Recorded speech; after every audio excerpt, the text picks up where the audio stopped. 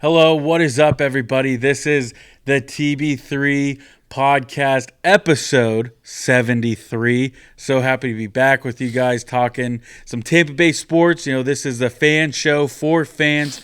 We love coming out here every single week, bringing you our takes and the updated news around the Bay Area. How was your guys' weekend? Pretty good. Solid. Pretty good. This is a true TB3. We got all three teams to talk about. All three with equal. This is going to be really proportionate. Equal amounts of talking for all three teams, I feel like. Yeah, big news for everybody. Yeah, big news, big signings, big games. We're recording. Big games going on right behind us. We're hoping to break the streak of the Lightning losing when we record. If you guys are listening tomorrow or the next day, we're talking about the Senators game, and right now the Lightning are up 3-2, so we're hoping they can hold on. But we're not even going to talk about that one because we're not jinxing it. But yeah, my weekend was good. Enjoyed some Tampa sports.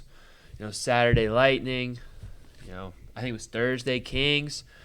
And Baker showed off in the Pro Bowl, right? Yes. Yeah. Did you guys watch it? A little bit of the Baker Bowl. I did not. I did not watch much of it. Do you watch it, Joel? I protest on that game. Yeah, I didn't watch it either. It's the worst. All three of us. It's the worst All-Star game in sports. Yeah, it really stinks. But yeah, I did see Baker went off. Tristan Wirfs helped the NFC win the tire flipping contest. Wasn't Vita Vea in tug of war or something? I don't know, dude. They're probably goofing around. Probably gonna play funny. Pickleball instead of flag football next year or something like that. I think I actually heard something about that. There was a pickleball competition. It would be fun to watch for sure. It would be. I still think you could fix it now, and it would just be, because I think the thing is it's already a joke, right? So there's no making it any more prestigious or exclusive. Half the guys are the fourth or fifth option for their position. So I think you just had more players, right? You had more Pro Bowlers. Each team gets a set of maybe top 3, top 2, and you break it up into each division. Okay, you got the NFC South, NFC North. Everybody gets a team, and you have a flag football tournament that decides the winner, because I think the funnest thing would be seeing your favorite players. Maybe they're a defensive lineman or linebacker, guys who aren't quarterbacks or receivers, getting to do those things. Yeah. How funny would it be to see Vita Vea on the Team NFC South slinging the rock? I would love that. I think you'd fix it there. They had some receivers throwing, but no D linemen, I don't think. I saw Jackson. Yeah, well, they don't even play, I feel like. Yeah, they don't. At least in recent. The center just snaps it and sits there. Yeah. Let him run on a route. Yeah, for sure. Yeah, I think that would be more fun and more entertaining. NHL does that. NHL does that with the 3-on-3. They got their threes tournament. Yeah, that's fun. That's a fun All-Star game, I would say. I'd watch that a lot more than the format now, because it's 76 to 63. I think was the final score. It was so random. That's stupid. Yeah, if you're gonna play flag football, you should be playing by ones and two, or just ones. Because they're not kicking anything, right? Yeah, just should be ones on flag football, in my opinion. They might have been kicking stuff. I don't think so, though. I don't think so either. Again, the kickers, They had a punt competition. That was the coolest thing they did. It was the punter. It was in the cup pong formation. He was that's cool. That was fun. You can keep that. You keep some of the fun stuff. The skills challenge stuff is good. The game just stinks. Mm-hmm. Did they play again, dodgeball this year? Probably. I think they did, because who was it? Brian Branch got cooked cooked below the belt. Oh, I can't remember who was throwing it. Might have been. Was it Gibbs? Was it Jahmyr Gibbs? Justin Jefferson? After his teammate? Yeah, somebody. It was somebody NFC related, I feel like, on the other side, throwing it at another NFC guy. I don't know how they. I thought that was AFC, NFC. Maybe they've changed it since they've added team captains. I don't know. Something like that. But yeah, that's that. Listen to us. We'll make a better Pro Bowl. Yeah, because I think too, again, there's maybe 2 teams that didn't have a Pro Bowler. I think only 2. Just add the top 2 guys from it. Do my system, and it'll be fun. Everybody gets represented. That's crazy that they had teams that didn't get him. Like, you're already having bad ratings. Like, at least Exactly. I I think all the fans have a reason to watch. they already like have people that have no business being Pro Bowlers in the game because they have to take like so many quarterbacks. Like Russell Wilson was a Pro Bowler this year. He ain't a Pro Bowler. He's not a Pro Bowler. So I mean, if you did kind of the NFC South thing, you could spread it out for more positions, get more deserving people in the Pro Bowl, and it could be funner. Yeah. Or fun. Not fun. That's not a word. Maybe I just want to see Vita Vea sling the rock. I mean, yeah, come on. Tristan Wirfs route someone up. That's what I'm saying. He's fast. He's like one of the and maybe no, I think they wouldn't care. They would still have fun. Yeah. That would be fun. You're making them do that extra stuff anyway. Like there's no need to worry about like injury because there was that one O lineman like 2 years ago. Didn't he break his foot in one of the skills competition? It's so embarrassing. I want to say that happened. Maybe I'm hallucinating, but I swear he did. So it's like you don't have to worry about these big boys getting injured. I bet you they want to play. They want to be out there. All right. I'm rambling. No, that's a good rant. It's a good rant. I appreciate it because it needs fixing. The stuff is broken. TB3 is here to fix it. And speaking of broken, are the Tampa Bay Lightning broken? We kind of seemed like it was last week, after following a really, really bad loss. We were recording, again, cursed. We were recording, and the Tampa Bay Lightning lost at home 4-1 to the lowly Chicago Blackhawks. There's been a lot of movement trade-wise around the NHL. Lightning have not done any movement, just if you guys were curious and didn't know. Some big moves, though. Carolina Hurricanes getting really active at the trade. Yeah, that's a trade I did not see coming whatsoever. I don't know. Did it make him better, though? I don't know. Mikko Rantanen, he was good a couple years ago. Is he still the same? I don't know. I mean, certainly the Avs felt okay with getting rid of him. But I can't believe we traded Ross Colton to the Avs. It still irks me. Anyways. That's sad, yeah. Yeah. Anyways, Thursday night, the Lightning were back in Amalie Arena looking to bounce back, and they would do so. First period, Brandon Hagel, 21st goal of the year. He's going to be playing on Canada in the Four Nations tournament coming up soon. 1-0 Lightning. No goals in the second. And then that man again, Brandon Hagel, would get his 22nd, put the Lightning up 2-0. One of these goals was absolutely disgusting. I saw that video. And then Anthony Cirelli, for good measure, would put an empty netter in to make it 3-0. And Andre Vasilevsky would secure the shutout, and the Lightning would win 3-0. Yeah, this was a fun game. Brandon Hagel, what more can you say about him? Really getting everybody fired up with. I think that was the one you're talking about. Making a nice move, just flying up the ice and taking a beautiful rip, scoring there, and then he was all over the ice for the Lightning. A 3-point night. I think it's 2-0, and the Kings are trying to come back, empty net, and he's there battling for the puck to send it down. To really put that game on ice. So he was definitely the first start of that game for me. And I think just the Lightning overall better. We talked about last episode, not taking quality shots. I think the quality shots were there in this game.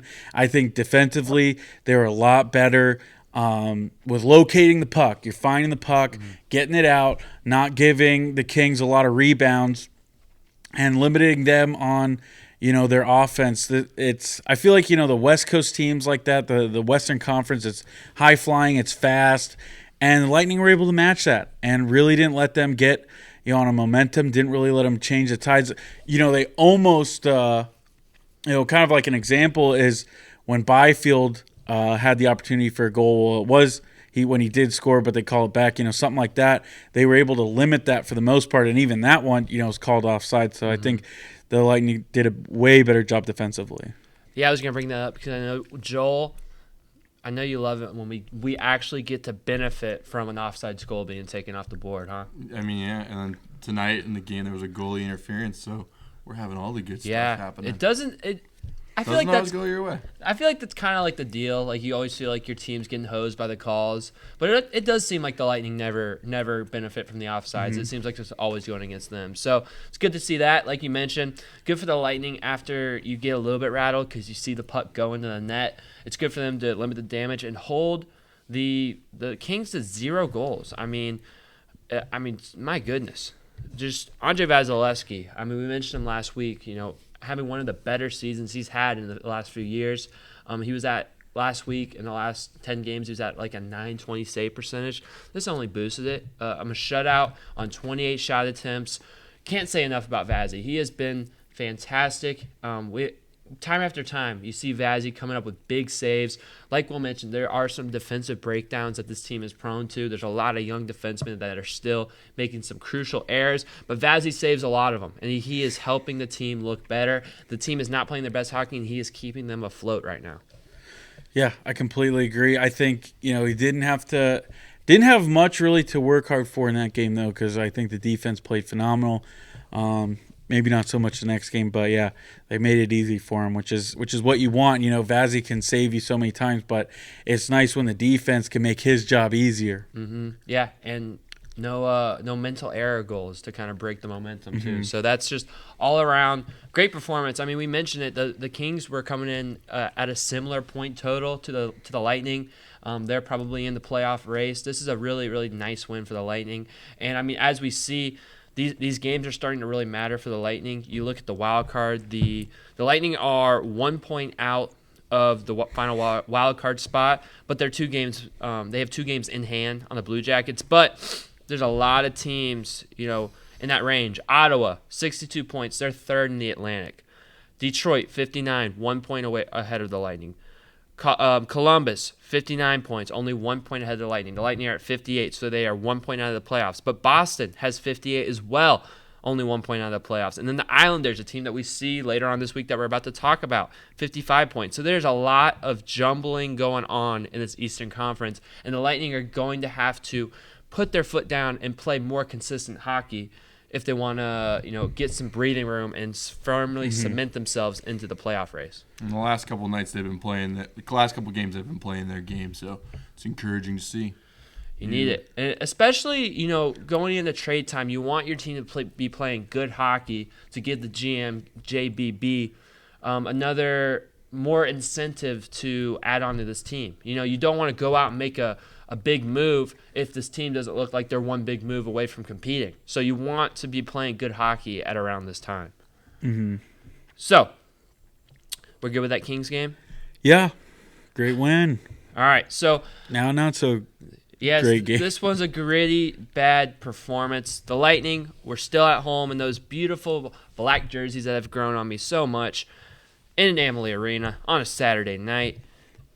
And in the first period, there'd be no goals. It's 0-0 heading into the second. And then in the second period, Jake Gensel would get his 26th goal of the season, 1-0 Lightning. Nice little deflection. Oof. They had one of those tonight, too. They've been trying for those. But the Islanders would tie it up with about less than 2 minutes remaining in the second period.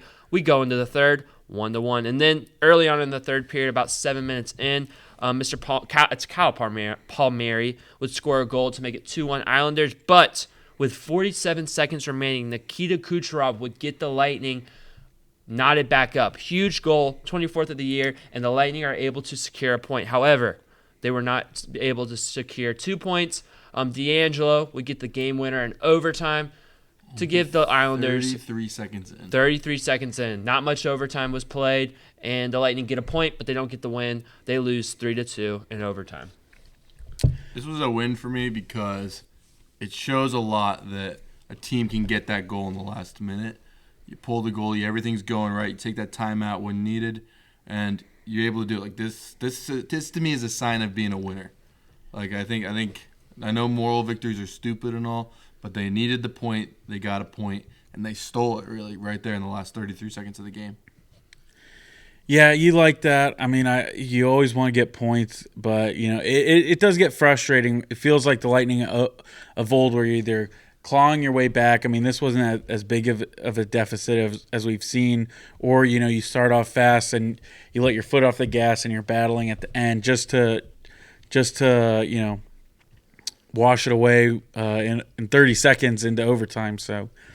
It stings. That one stings a lot. It's one of those games where they give you the stat, and it's like, why'd you give me that stat? Now we're not going to win.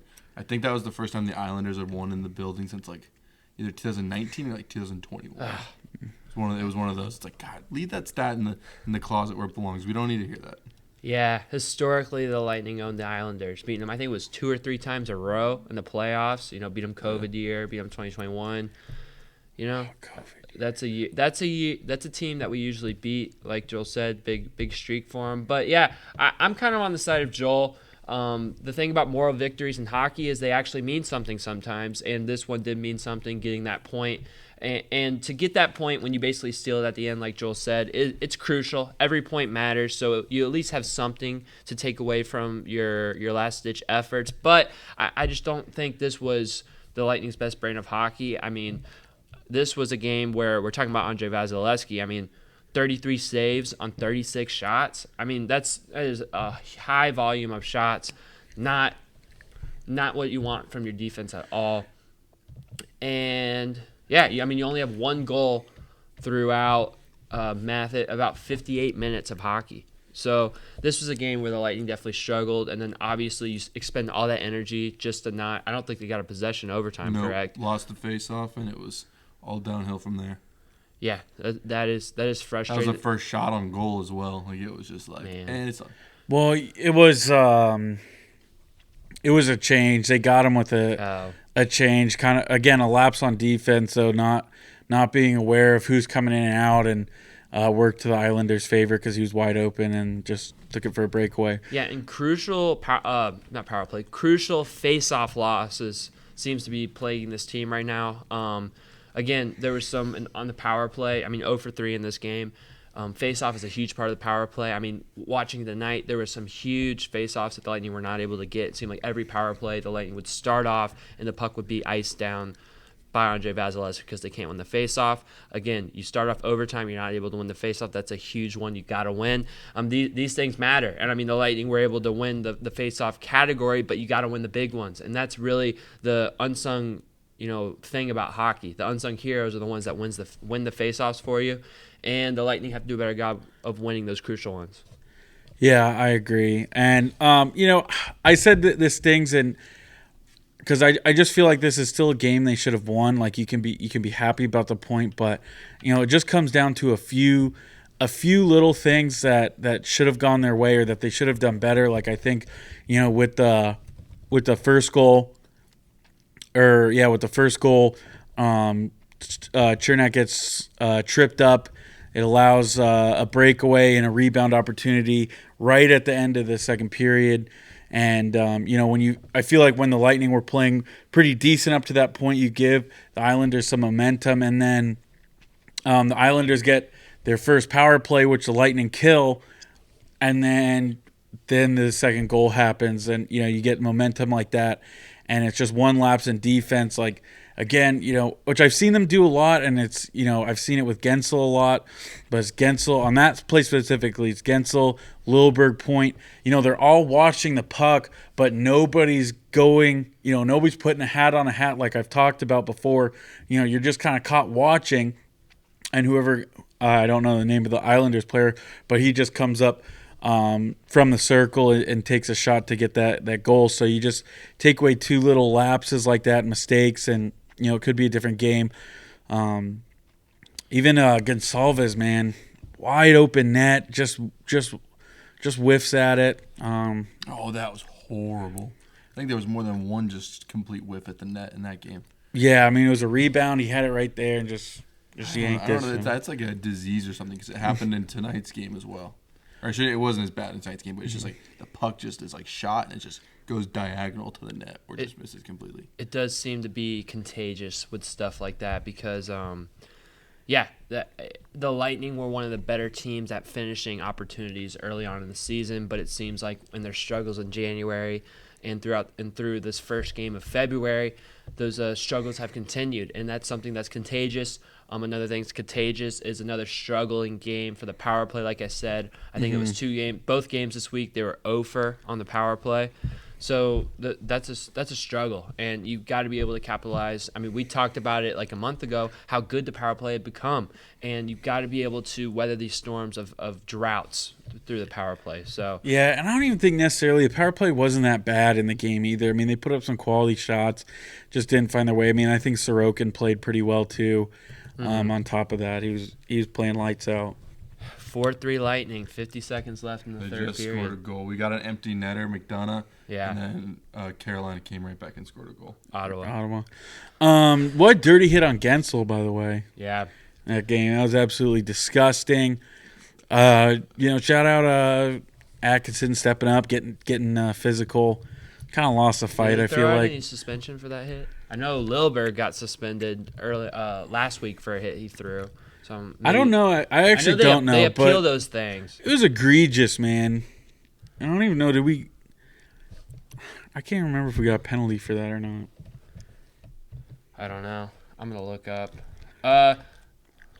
Will, do you want to? I'm going to look up if he got suspended. Do you want to look ahead to the Lightning schedule this week? Yeah, we'll look ahead to Lightning. One more note though before we go. I just, something's concerning. We talked about getting on the right track. Picking up wins, and I've looked at a trend here. The last 7 games, the Lightning, not including tonight. Last 7 games, Lightning have scored 3 goals or less, and in that span, they are 2-5. Gotta get back to our scoring ways. Gotta be putting up 4, 5, 6 nights, especially when you're at home and with the offense you have and how deadly your power play can be. You gotta get those numbers up because it's not looking good. We gotta get the scoring going. But as we look ahead here, well, let me get into one note into. This isn't terrible, but I have noticed with the lack of scoring that Jake Gensel hasn't been scoring as much. He's got 4 goals since January 7th. It's pretty good, but that does kind of play a part in the overall lack of scoring. One of our leaders isn't really putting the puck in the net as much as we have become accustomed to. Yeah, he's got to get going. When he's in front of the net, good things happen. So keep feeding him down there. Let him get deflections like we saw. But I'm not seeing no suspensions. Just Atkinson and Galcom were both ejected from the game, obviously, but no suspensions divvied out just yet. Yeah, dirty hit. You should get suspended. Yeah, it was a nasty hit. But yeah, Thursday here, February 6th, playing the Sens again after they're playing them tonight. So big games. So they got the win. Yeah, big games for the standings. Getting huge 2 points tonight. Let's see if we can make it 4. 9 or 7 o'clock on Bally or FanDuel Sports. Horn. Lightning win 4-3. Win. There we go. Big win for the Lightning over the Senators for this week. Big win, and then Saturday, February 8th, 1 o'clock on ABC. The Lightning play at Detroit, and then a little bit of a back-to-back action. The Lightning are at the Canadiens, Montreal, February 9th at 1 p.m. Some 1 p.m. games, man. Yeah. Hey, no football, so we can take it. Well, big games on Sunday, but we can live with that because the game's at 6. Yeah, you can watch both. Yes, awesome. What was I about to say? Oh, the Lightning. I'm pretty sure. I could be wrong, but I think they're 3-5 on the second night of back-to-backs this season. So looking to make it 4-5. Yeah. This is a huge, huge week of Lightning hockey. Again, the Lightning are at 60 points now. Detroit is at 59 currently. Montreal is at 53. The Senators are at 62. These are all Eastern Conference teams that are in the vicinity of the Lightning in the standings race, in the playoff race. These are huge games. The Lightning have to be able to, again, they got a huge win tonight. They got 3 more games this week. Packed out week, man. 4 games in a week at back-to-back. They got to be able to at least win 2 out of their next 3. This is a fun time. We're Red Wings fans right now. They're playing the Kraken. We're Kraken fans right now. They're playing the Red Wings. We're 1 point ahead of the Red Wings right now for the second wild card. And then we can beat them too. Get some more points. That'll be a big game Saturday. I'm sure Detroit will be rocking. That'll be a fun game Saturday at 1 p.m. ABC national televised game. That'll be fun. I'm excited for that game. That being said, I'm gonna predict it, and I'm gonna say the Lightning go 2-1. I think they're gonna beat the Senators and the Red Wings, but I just don't like them on the second night of a back-to-back, so I think they lose to Montreal. And, Mikey Esamont's going to get a goal out of nowhere. I like the way he was playing tonight against Ottawa. Yeah, man. It's tough going back-to-back like this, playing the same team, but you're at home. You already figured out what you got to do to beat them tonight. Let's do that again. I think the same script is what you said. I think 2-1. Give me a Victor Hedman goal, though. All right. He was shooting a lot tonight. He was up and aggressive in shooting. I think he'll get one too. All right, I think we are going to go 2-1. I say we lose the Kraken game. That might have been what you guys just said. That was what you said, right? No, not Kraken. Are Canadians. you thinking about? Are you thinking about Red Wings because they're playing the Kraken? I'm looking at the fourth game down the list. All right, yeah. All right, we'll lose the Thursday game. We'll go 2-1, lose the Thursday game, and Ryan McDonough just got an empty net goal, so he smells goals now, and he's gonna get one. Love it. So yeah. Before we go, though, some breaking news from the Lightning. Oh yeah. Connor Geekie was sent down to the Syracuse Crunch. A lot of people, some people are, kind of concerned about the move, what's going on. I just think right now there's no need to be concerned. I just think this guy needs more ice time, and he's just not getting that in the bigs right now. And I think he can go to Syracuse, get a lot more playing time, work out some stuff. I think he's going to be special, but yeah, he just needs more playing time, and he's not getting it where he is right now. I completely agree. I think he'll get hot before the playoffs. Yeah, I think it's good to get him down there. He's going to be, on the first line, I am assuming, in Syracuse. So it's going to be good to get him down there. He's going to have the puck. He's going to have all these scoring opportunities, play in the first line, play in the power play, just improve his game overall. And that improvement's going to help him contribute to this third and fourth line coming down the stretch run of the regular season. So I think it's a good move. I don't expect him to be there for a very long time. I wouldn't expect it to be more than a month. I don't think. So yeah, I think it's a good move. I'm with you, Will. That's a good note because I saw it and I totally forgot to say it. Good job. Good comms, baby. Let's go. So yeah, should we move to we'll stay on the same side of the bay? Yeah. Raymond James Stadium. Well, now they're all on the same side. I thought that was gonna be a fun little next thing. I guess on the side, the one side of the north side of Dale Mabry. or east side Dale. This isn't a geographic podcast. This is a sports podcast. I got it. I know. I can say it with confidence. I love that. But yeah, last week we discussed all of the snakitude of Liam Cohen and all that went down there. And last week we didn't know. Duval. And last week we didn't know who the Bucs offensive coordinator would be. They went out and they hired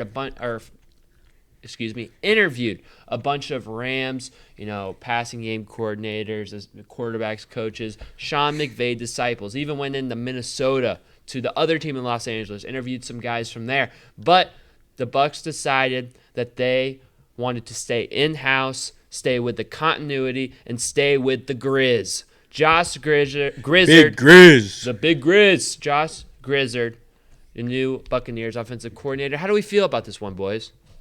I'm super excited about it. I said it last week on the show. You want somebody, you want familiarity. I think that's what Baker wants. That's what your quarterback wants. You got to keep him happy. And, I think from what everybody was saying about him, a huge impact on our offense last year and how successful it was. It wasn't just Cohen behind the strings for those of you who are worried. And I think this is a great fit. And I think the biggest thing, too, is, what sticks out to me is when you're going through hiring, in life or anything like that, when you see people say that, he was a clear and obvious choice. It was obvious to the people in the building that we wanted Grizzard. That gives me some hope. Everybody was on board with it. He seemed like the right fit, and that's what you want for this team. Baker Mayfield seemed ecstatic about the hiring. I think they had him interviewed at the Pro Bowl. He was very happy. And like you mentioned, I think my favorite part about this hire is learning about how instrumental Josh Grizzard was to the third down game plan in 2024-2025. He was drawing up those plays, deciding the philosophy of the Bucs and when they wanted to go, what they wanted to do for different situations on third down. So a huge part in that. And the Bucs were the number one third down offense in the NFL, converting 50.8% of their third downs. That is a special number. So for me, if you can do it on third down, it's going to be a lot easier to do it on first and second.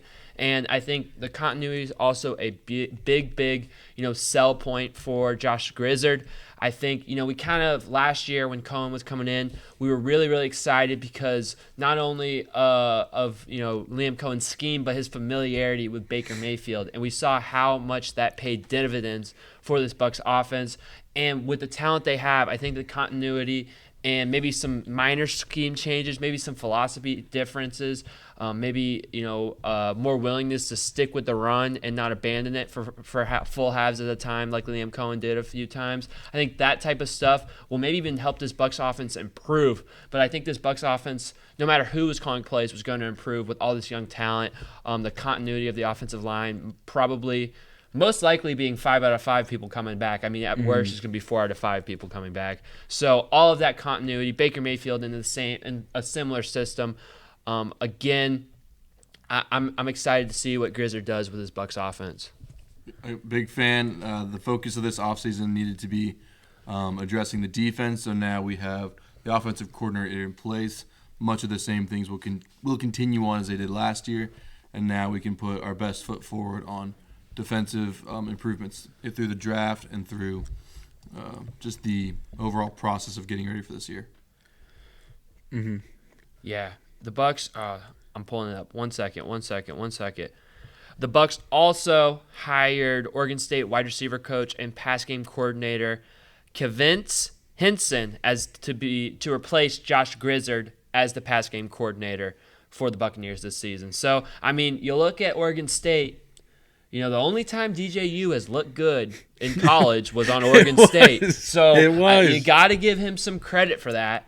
And I think that's another good hire. A younger guy. I'm all about these young guys on the coaching staff. I think it brings so much good energy to this. And I hope I didn't call him young and he's not young.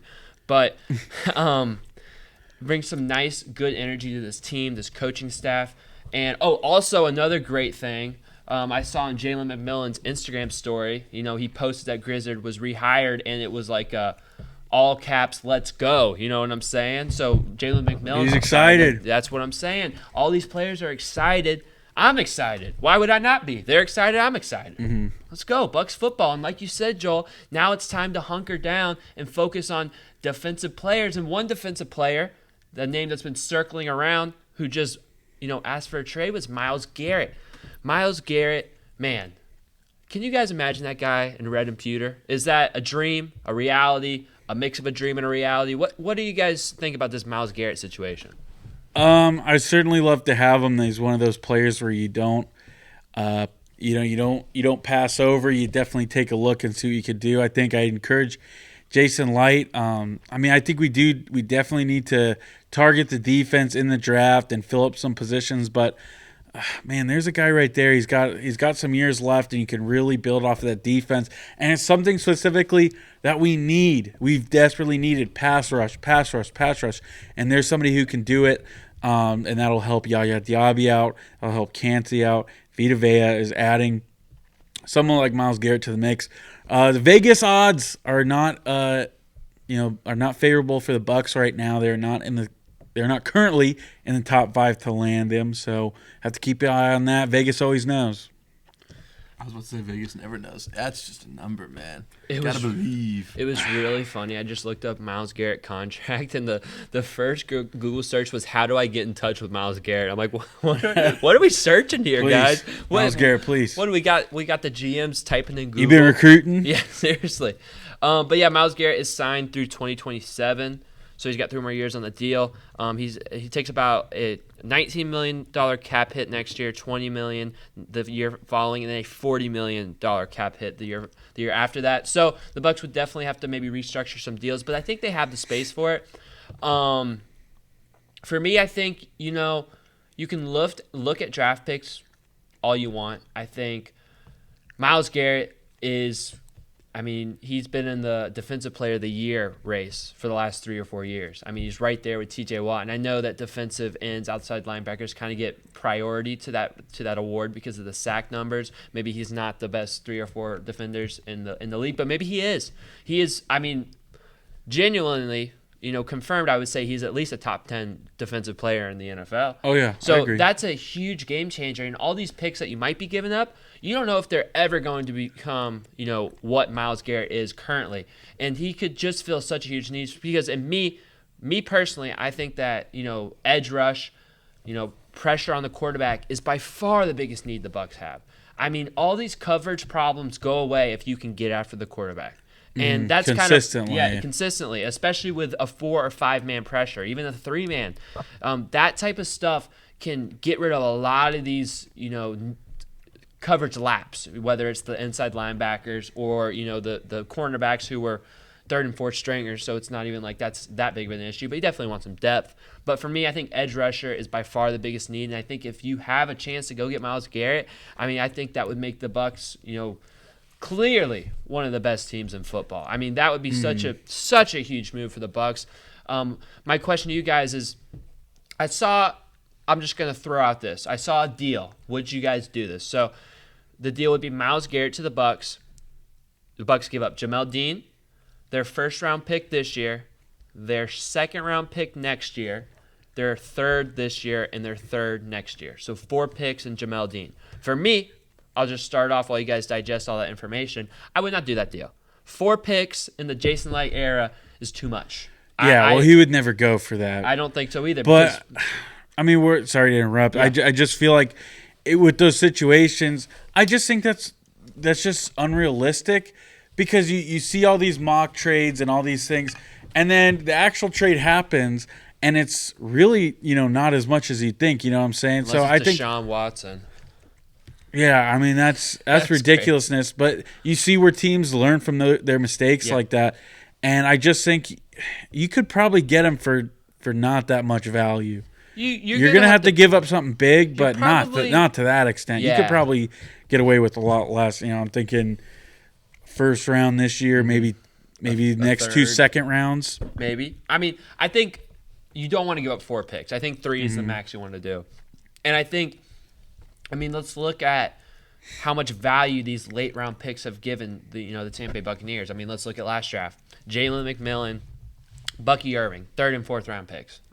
You could easily get a player of that caliber that late. Yaya Diaby. Yeah, Yaya Diaby. Cody Mauch, what was he? 2nd round, 3rd round? 2nd round. So these second, day 2, day 3 picks. Devin Culp. Yeah. Again, Christian Eisen was undrafted, but we're not giving. I'm just saying you can get value, so you don't want to give up too much value in the draft. And I think Jamel Dean obviously would be more of a cap alleviating situation because we're paying him a good amount of money. Yeah, speaking of corner, if the price is too high on Myles Garrett, you might as well ask what they'll do for Denzel Ward. Yeah, there you go. I know Jair Alexander's looking for a trade. Oof. Yeah, he's a little injury prone, but if he's on, he's on. But yeah, pretty boy. I wouldn't take all. I wouldn't obviously do what Will said, but at some point you have to win. So some of these draft picks are expendable because Jason Light has done such a good job in his position. So if you shave one draft pick off that, I probably would take it. It comes to a point where you got to win. You still have Mike Evans for a couple more years. Vita Vea is getting older. This is probably Levante David's swan song. So, put a ring on it. Let's do what you got to do. Yeah, your windows are so short. You look at the Lions. They lost coordinators. The Bucs lost an offensive coordinator. There's no better way to fix that issue than to load up on talent. Make it easier for these new guys coming in. It would be the perfect opportunity to get somebody like Myles Garrett, make a splash, be a destination where free agents are going to want to come sign for. We've already seen that effect in Tampa Bay before. So, Myles Garrett would be awesome. Maybe you go look elsewhere for a corner free agency and focus that first-round pick on the edge. There's a lot of good edge rushers in this draft. We even saw them on display, at the Senior Bowl. So I think as long as the edge is addressed, I'm happy. Whether it's a high draft pick or whether it's a free agent, I'm happy because I think that's the number one need. And then we can move on to corner and maybe get a little bit more depth or maybe getting another starter on the other side of Zion McCollum. And then we can maybe move on to, Levante David's replacement and inside linebacker, which I would love. I would love for Shamar James to be that. That would be so awesome. I need a Gator player to be good on the Buccaneers. It's been 0 for 2 in my lifetime with Vernon Hargreaves and Kyle Trask. So I'm needing one Gator player to be a good Buccaneer. That's all I'm saying. All right. So we said it's TB3, and we meant it's TB3 because the Tampa Bay Rays, they were active last week. And the first move they made last week was a pretty big one, a splash move that I think a lot of us were kind of hoping for. but we didn't see coming. We did not believe the Rays would get out their pocketbooks, but Stu Sternberg did a little bit, and he did it in the player of Ha-Seong Kim, former San Diego Padres shortstop, second base, third base. He can play all of those positions. He's coming to the Rays. He's coming to the Rays on a 2-year, $29 million contract. That first year, there will be an opt-out after the first year. His first year, he is guaranteed to make $13 million. Ha-Seong Kim had a shoulder injury. I think it was in the offseason or in the late season, so he will probably miss about the first month of the season. But when he is healthy, he has been a very, very good player for the San Diego Padres. He came in, a few years ago, and on his career, man, he's posting a 706 OPS. That is pretty good. 800 is a really good season. 700 is about average. And when you look at your other options, and Taylor Walls and Jose Caballero, who were playing shortstop, who were posting sub 600 OPSs, maybe Cabby was a little bit above 600. That's a huge upgrade at the shortstop position. And my personal favorite thing about Ha-Seong Kim is his plate discipline. On the season, Ha-Seong Kim has last year, 2024, he had a 12.3 walk percentage. As a team last year, the Rays had about a 9% walk percentage. So that is much above the Rays, average walk percentage. And his chase rate was only 18.6%. That is in the 98th percentile in all of Major League Baseball. I am pretty sure, I know I did a post about this so I can look, but I am pretty sure the Rays chase percentage was much higher than that. The Rays chase percentage last year was 30.1%. Chase percentage meaning swinging at pitches that are balls and you can't hit. So the Rays swung at pitches that were balls 30.1% of the time. Ha-Seong Kim only does it 18% of the time. Jose Caballero, by the way, did it 35% of the time. So we're making a huge upgrade at the shortstop position. Another thing, Joel, I know you're going to love this. You ready for this one? I am. In Put a 2024, smile on my face. Ha-Seong Kim, with runners in scoring position, hit 257 with an 831 OPS and 37 RBIs. On the flip side, I don't know if we fully talked about this. The Tampa Bay Rays last year hit 212 with runners in scoring position. That was the third lowest by any team since they started tracking that stat. That's surprising that wasn't more of a conversation as far as that stat goes. I don't think we fully got the stat, but we talked about their woes. I think we just knew they sucked. Yeah, I didn't, but I saw that. It wasn't like something you had to dive into. Yeah, you we just knew knew they were they terrible. In years past, though, they've thrown the stat at you even on TV and other talk radio places. So I'm surprised the record year was the one where I personally hadn't heard about it. Yeah. So again, very, very potentially impactful signing. What is your guys' opinion on the Ha-Seong Kim signing for the Rays? Oh, these are the kind of moves that get you excited, man. I was really, we're getting so close to the start of the season. I'm pretty sure pitchers and catchers showing up this week. 16 days until 16 days. Games. The Rays haven't made a whole lot of moves coming into this week, and I think Danny Jansen wasn't enough for me. I needed something more to get a little excited, and this is a kind of move. This guy can hit. He can hit home runs, great defensively, somebody that you want, somebody who can boost this lineup, and I think it's a position that they needed to go after.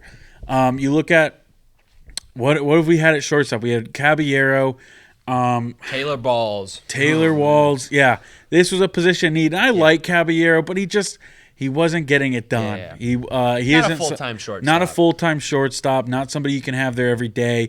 But Ha-Seong Kim is somebody you can have there every day, and I think he's going to excel and have another good season. He was a hero for me in my fantasy baseball championship run, my dynasty run. I had him, and he saved me in a lot of games. Put up a lot of good points. So, fun fact. That's awesome. I love deals like this. This reminds me of the Wilson Ramos deal we did a few years ago for that catcher.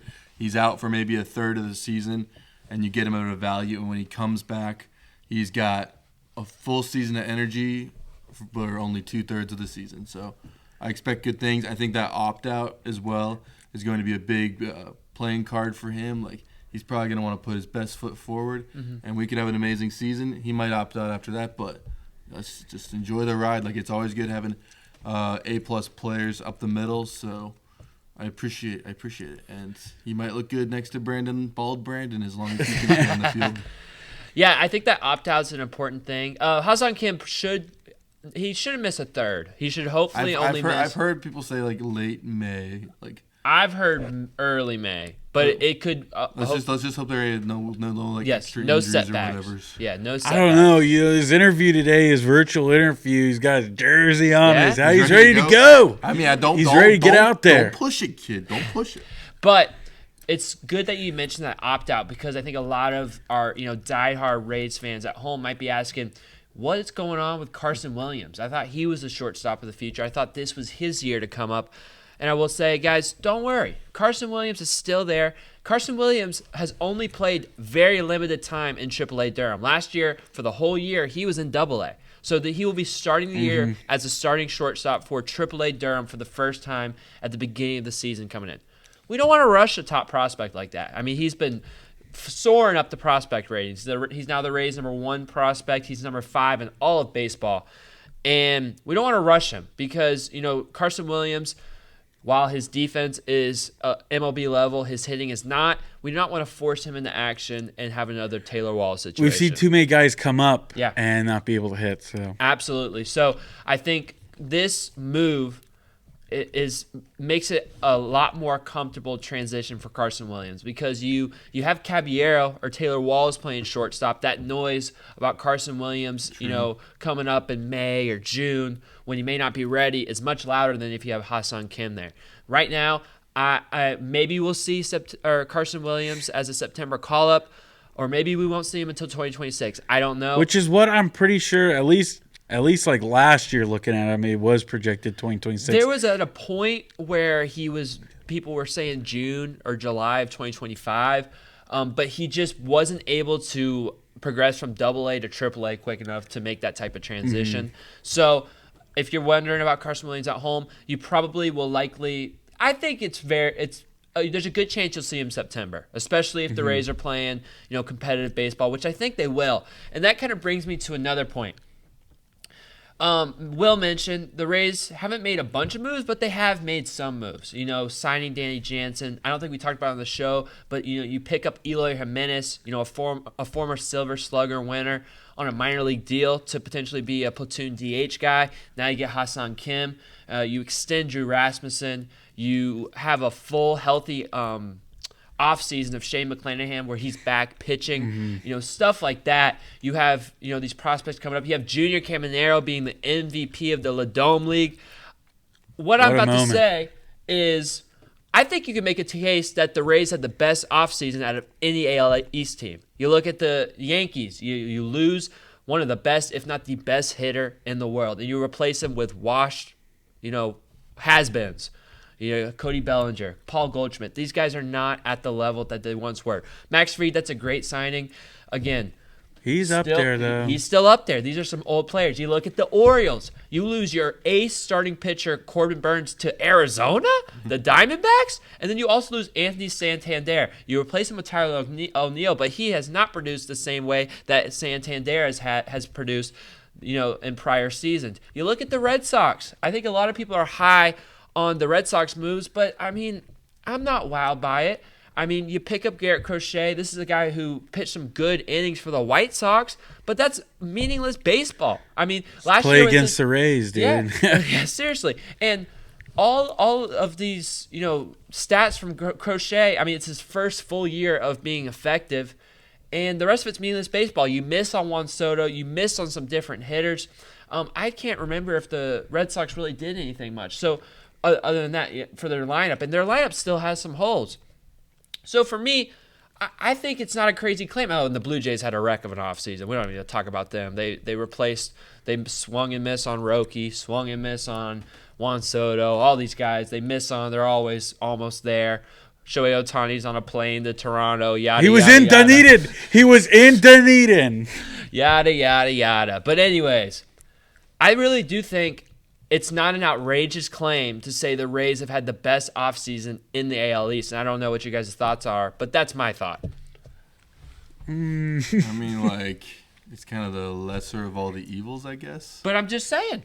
I think the Rays have clearly improved from where they were at the end of the 2024 They certainly season. improved, but did they improve to the level of some of the teams in the AL East. That remains to be seen. That's a thing. But that's my big question mark. I do think they improved. Yeah, sure. Yeah. I agree with you there.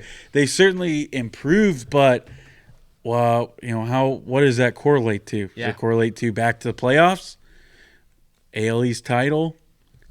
I don't know. We'll have to see. Getting past a wild card? 87 wins. Yeah, and that'll get you in. That's back to the playoffs. And I do think that this team, there's a lot to look at in the 2024 Rays and say that won't happen again.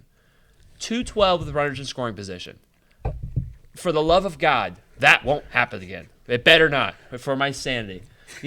Josh Lowe getting injured and having a career worst season. I don't think that's going to happen again. Yandy Diaz had a horrible first 2 months of the season, picked it back up in the last few months of the season. I think he'll pick right back up where he left off in 2023. I mean, and then again, you had Junior for a couple months at the end. You'll have him for the full season. Christopher Morel is a guy who had an 800-plus OPS in 2023 in Wrigley Field, one of the hardest places to hit in all of baseball. This guy hit under 200 last year. You got to think it's going to come somewhere in the middle. You got to think he's at least going to be able to, eliminate some of that chase and get back to hitting, being a 20 home run guy, especially in a small ballpark. Those are three guys that I look at that had really bad years for them last year that I think they're going to improve. Shane McClanahan did not pitch last year. He is one of, if not the best pitchers in the AL. Drew Rasmussen pitched out of the bullpen last year. The Rays extended him in this offseason, making me think personally that Drew Rasmussen's going to start the year in the rotation. Yeah, I think so too. I think because I don't think you give him that type of contract if he's a bullpen piece. You still got Taj Bradley. We saw what he did for a month or two. Maybe we get that for the full season. He's a very big what if. Shane Baz was terrific. Chris Archer time. Yeah, maybe. Hey, and maybe we'll get a package like we did for Chris Archer. You know what I'm saying? Shane Baz was terrific. Speaking of the package for Chris Archer, he was terrific. Pitched to about a 3 ERA. That was a good segue. Yeah, I know. That felt really good off the tongue. And then Zach Littell, solid as nails. And Ryan Pepio. I always forget about Ryan Pepio. You got to feel great about him going in. That's 6 quality starters going in. Yeah. And the bullpen. Oh, my gosh. You got Pete Fairbanks, Edwin Uceda, Manuel Rodriguez, and company. Kevin Kelly slinging it out the pen. I mean, guys, I'm excited about this Rays team. And speaking of the bullpen, while we talk about the future of the Rays, there was also another move made this week to bring Tampa native Alex Faedo back home. He was a bullpen arm for the Detroit Tigers last year. He got traded for Anderson Delgado and some cash. He is now a Ray. He will probably be a part of that bullpen next year. Just some stuff on him. He's got a gross slider. His slider is one of the come on, pull up. He has a 6 run value on his slider. It's in the 86th percentile in all of Major League Baseball. I think this guy, he pitched in at least 2 innings in every inning in 2024. Meaning he pitched at least 2 innings in the first inning, 2 innings in the second inning, 2 innings in the third. So he pitched all over the game. He could be a very flexible reliever. I foresee him being somewhat of a Sean Armstrong for this new Rays team. Got a good breaking ball, about a 95-mile-per-hour fastball. I think it's a nice piece for the bullpen, which is stacked, by the way. Again, Hunter Biggie. I know I'm missing someone. I'm missing. Oh, dude, Mason Montgomery came up, throwing gas from the left side. I'm excited for Rays baseball. And we're taking it outdoors this year. 1 o'clock start times, 4:25 football games. Dude, I can't wait to do that. Yeah, Dale Mabry double. Oh! We're gonna have to do it. You We're gonna have to do it and vlog it or something. Oh, yeah. Do some kind of video. But yeah, back to is it Faedo? Yes, I think it's Faedo. Faedo. This is a guy that the Detroit Tigers did not want to give up, but they've been making some moves this offseason and just didn't have the space because he didn't have any more options left. So yeah, this is somebody they didn't want to give away. He's a clubhouse favorite, but they just had no other choice. And he comes to the Rays, the pitching capital of the world, and I think he's going to turn into a star. So that's a sneaky good move for the Rays. Sorry, I saw someone proclaim him to be the next Jason Adam. And that would be awesome, dude. That would be awesome. Speaking of being awesome, where do you guys think he went to college? UF. All right, got a Gator. You know, Gator. where did he go to high school? It's somewhere in Tampa. He went it to playing? he went to Alonzo High School. Wow. And you know what? If you're listening, Mark, Mr. Mark Tompkin, shame on you. I know what you were doing. You ruined my day because this dude starts off a tweet. He legitimately starts off a tweet with Rays sign Alonzo. And I see that. And, dude, I mean, I'm like freaking out. I'm like, no way. We just signed Pete Alonso. But yeah, to go on with the rest of the tweet, you know, Alonzo High School alumni. Shame on you because I know what you're doing. Yeah. And probably everybody who saw that had a mini heart attack like as soon as they saw those first 3 words. So I have to call him out for that. That's really funny. It's a shame how easy that deal would be. That's a good clickbait. Yeah, that's clip farming to the max. The problem is, I just don't think Pete Alonso will do a Ha-Seong Kim type deal. If he would, I think the Rays should be all in on him and sign him for a year. If he keeps going into spring training a little bit further. I think he's got to be a Met. I think he's got to return and go be a Met. I don't see him leaving at this point. I mean, shame on the Mariners if we're putting shame on teams. Why are the Mariners not calling Pete Alonso right now? I don't know why I'm talking about the Mariners, but they. Crap, what do you want to play for the Mariners? Yeah, well, I'm just saying come home to Tampa. At least we have a reason. Well, but I'm saying the Mariners have one of the better. It's the same thing as us, but they at least have shown that they spend a little bit of money. Not really, I guess. But I'd love for him to come back to Tampa. I don't. Yeah, he'll play DH. Frick it, let's go.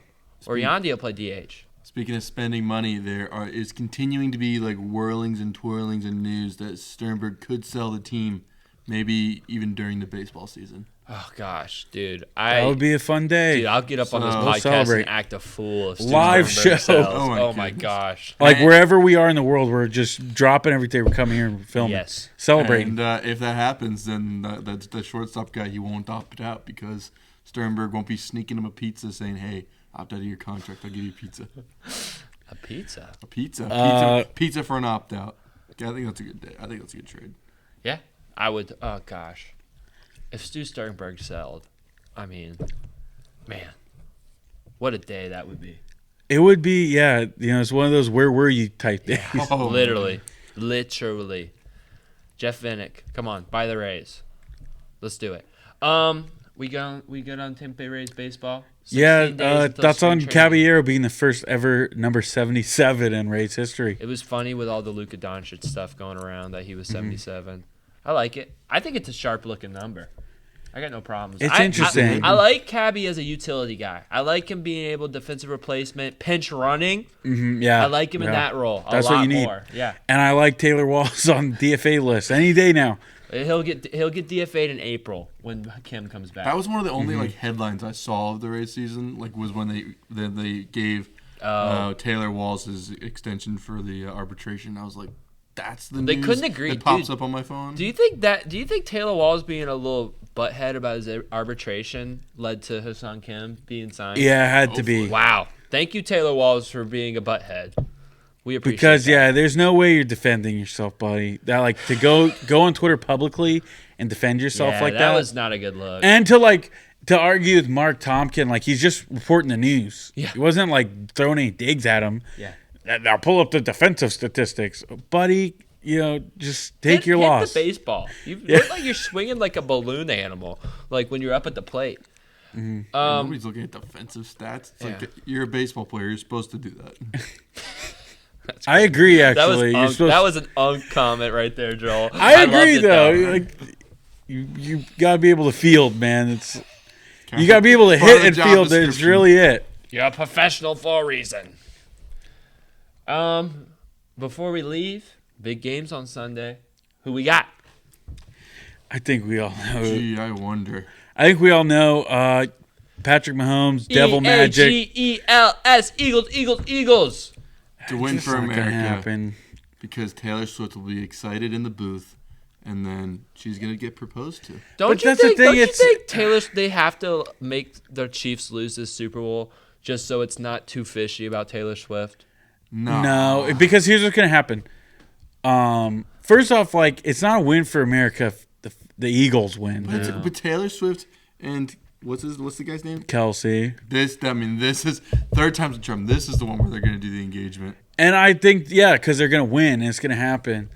I just think, if I'm not going to go down conspiracy, I'm not going to be that guy, but if the NFL is rigged, right? Let's just say hypothetically the NFL is rigged.